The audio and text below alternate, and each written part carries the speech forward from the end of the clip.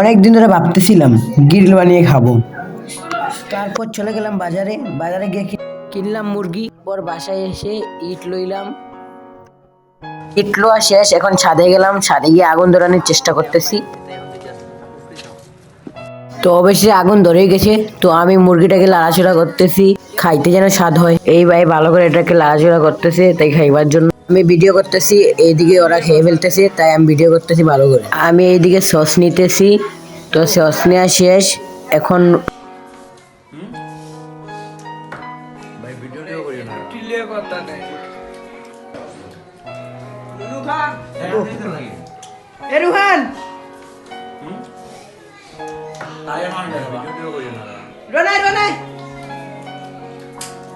নুনু খা হাই এ রুহান ওরে আজকে ভাই না সরি তুমি আমগুলোকে বলে খা আমগুলোকে বলে খা রনাই রনাই হাই ওরে আজকে ভাই না সরি তুমি আমগুলোকে বলে খা আমগুলোকে বলে খাই বলে কান দে